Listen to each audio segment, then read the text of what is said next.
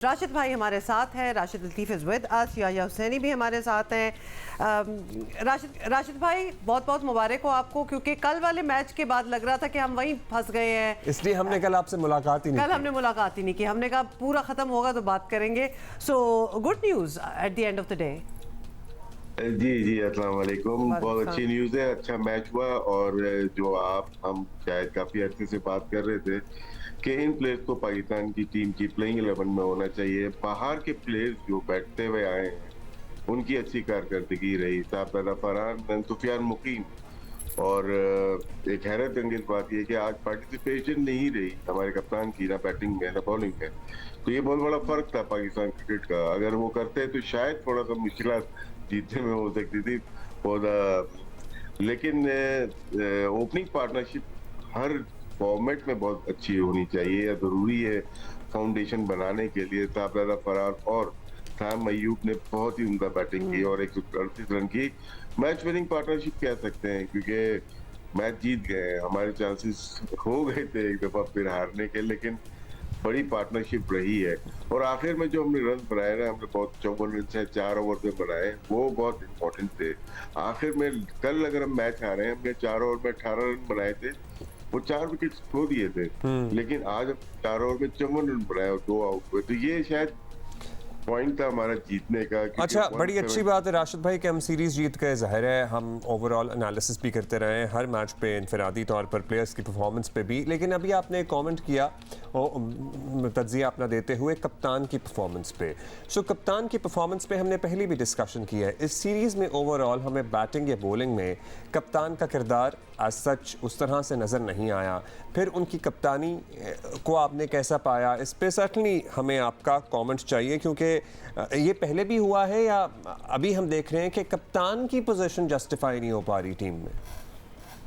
ये बात मैं इसलिए कर रहा हूँ कि एक सुपर 6 हांगकांग में होती थी, उसका पाकिस्तान क्रिकेट बोर्ड ने कप्तान मुझे बना दिया था। और मेरी टीम में सारे छक्के मारने वाले प्लेयर थे। वसीम अकरम थे, शाहिद आफरीदी थे, अजहर महमूद थे, रज़ाक थे, इमरान नज़ीर थे।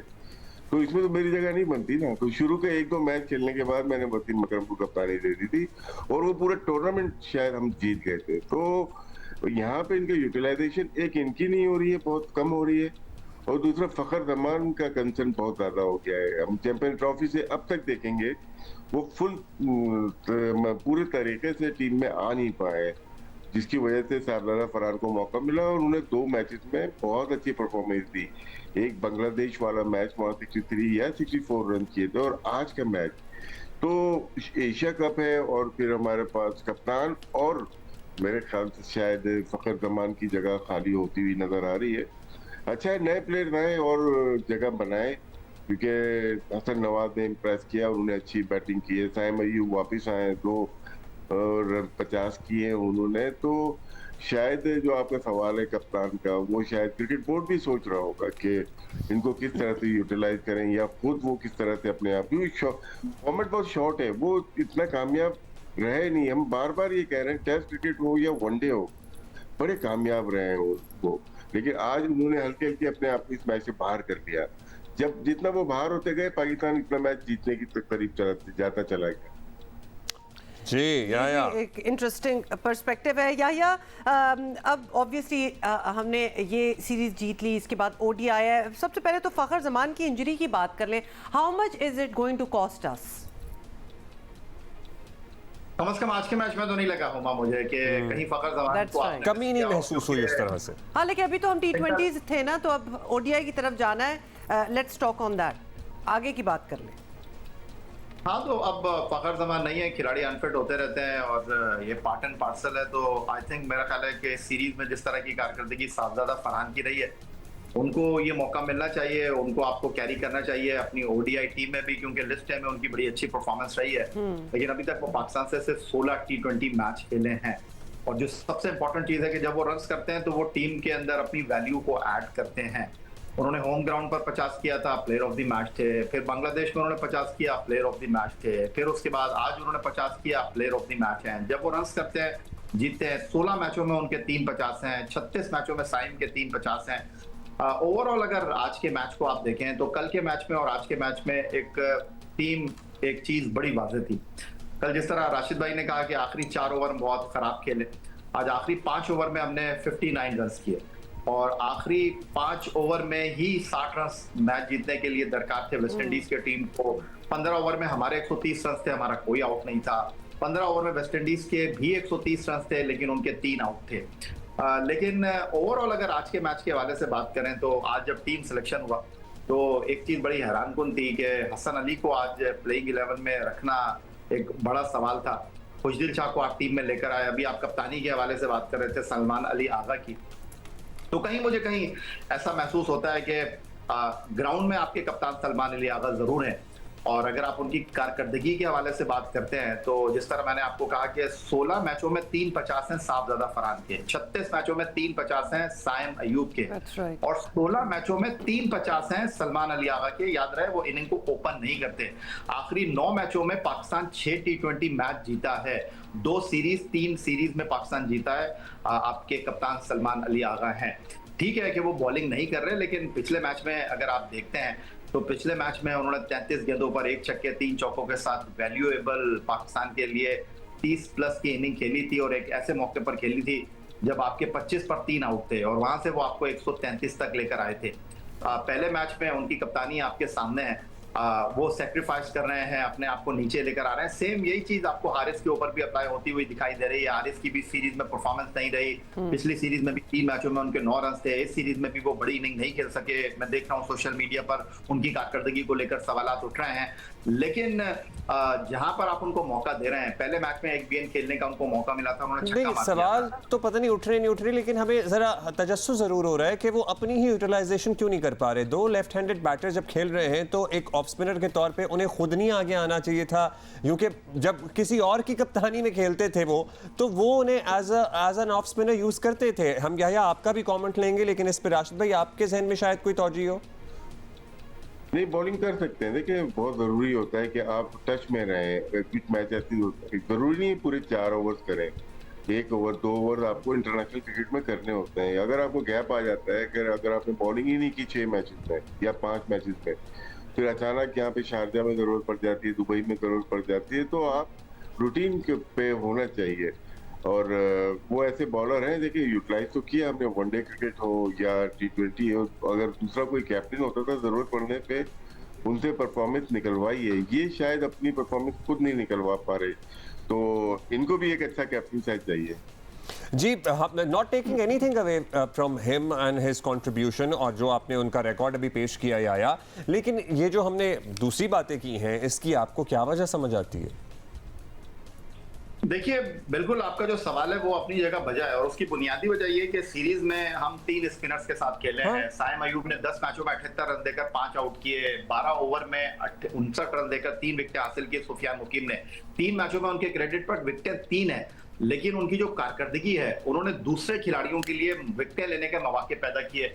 11 ओवर में 70 रन देकर 7 विकेटें हासिल की।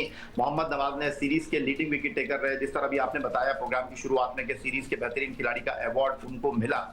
देखिए, यहाँ पर जो बात वाज़े तौर पर दिखाई दे रही है, आज आपने यूटिलाइज किया फहीम अशरफ को एक ऐसे टाइम पर जब पहले ओवर में 16 रन बने हसन अली के, पहले ओवर में 17 रन बने मोहम्मद नवाज के।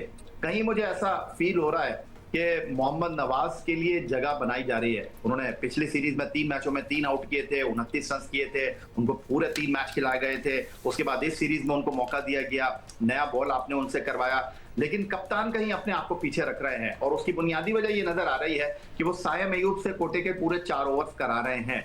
लेकिन आज के मैच में भी अगर देखा जाए तो उनकी बॉलिंग बंदी थी, पिछले मैच में भी अगर देखा जाए उनकी बॉलिंग बंदी थी। न सिर्फ उन्होंने खुद बॉलिंग की पिछले मैच में, बल्कि उन्होंने फहीम अशरफ से भी 1 ओवर नहीं डलवाए। लेकिन आज फहीम ओवर के 2 ओवर जो थे फहीम अशरफ के, इंतहाई इंपॉर्टेंट ओवर थे। मेरा सवाल ये नहीं है कि क्यों बॉलिंग नहीं कर रहे सलमान अली आगा, मेरा सवाल ये है कि जब स्पिनर्स की सीरीज में कारकर्दगी इतनी गैर मामूली है, तो फिर आपने इस टीम में क्यों नहीं रखा अबरार को? अगर अबरार इस सीरीज में पाकिस्तान टीम में होते, जिस तरह आप वेस्ट इंडीज की टीम में देखें, अकील हुसैन थे, उन्होंने बहुत अच्छी बॉलिंग का मुजाहरा किया, गुडेश मोती थे, उसके अलावा रोस्टन चेस थे, वाई हम एक प्रॉपर स्पिनर के साथ क्यों नहीं खेल रहे? हम ऑलराउंडर, ये सवाल वाकई हम भी इसका जवाब तलाशने की कोशिश कर रहे हैं। अबरार वाला सवाल तो हम भी आपसे पूछने लगे थे कि उनको कंसिडर क्यों नहीं किया गया। लेकिन let's move on to the ODI now.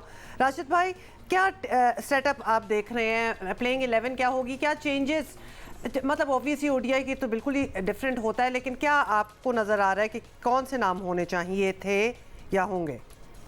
देखिए, अगर अपोजिशन देखते हैं वेस्ट इंडीज की, हमें एक मैच भी नहीं हारना चाहिए था इनके साथ, क्योंकि ये तो हारती हुई टीम है बिल्कुल।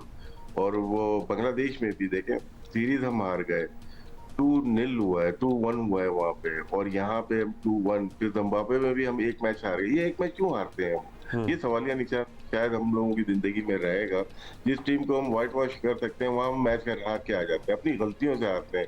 या तो प्लेइंग 11 खराब होती है, या तो कप्तानी खराब हो रही होती है।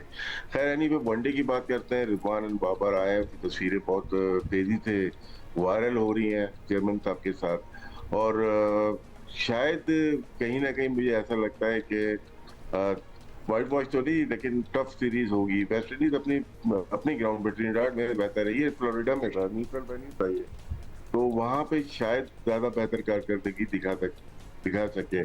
हमारे वही मोस्टली प्लेयर तो वही है। फखर जमान को हमने मिस किया, और करेंगे उनको। और फखर जमान का ये है कि आज अनफिट नहीं हुए वो चैंपियन ट्रॉफी से पहले, उससे पहले अनफिट होते हुए चले आए हैं। तो उनका सिलेक्शन क्यों हो रहा है, ये बहुत बड़ा क्वेश्चन मार्क है। वही चीज जो हम बात करते थे कि बाबर सपोर्ट कर रहा है अपने प्लेयर्स को, क्या यहाँ पे भी तो सपोर्ट नहीं किया जा रहा है इनको? क्योंकि वो खेल ही नहीं रहे, एक सीरीज 1-2 मैच पूरे नहीं खेल पा रहे, तो वो हर टूर पे होते क्यों है साथ में? ये भी सवाल है पाकिस्तान क्रिकेट बोर्ड से, उनके मेडिकल स्टाफ से, जो उनको कैरी कर रहा है। वैसे वैलिड पॉइंट है बिल्कुल, कि अगर इफ ही इज नॉट, वो ऑप्टिमल परफॉर्मेंस उनकी नहीं है, इंजरीज चल रही हैं, तो बार बार क्यों वो सेलेक्ट हो रहे हैं? That's right. अच्छा, वनडे में क्या अबरार को चांस मिलेगा आपको लगता है? या सुफियान मुकीम की परफॉर्मेंस भी एज अ बॉलर, बैटर तो चले ज़बरदस्त कर ही रहे हैं, एज अ बॉलर वो अपने आप को मेरे सीरीज में उन्होंने बेहतरीन मनवाया, आज के मैच में भी मनवाया।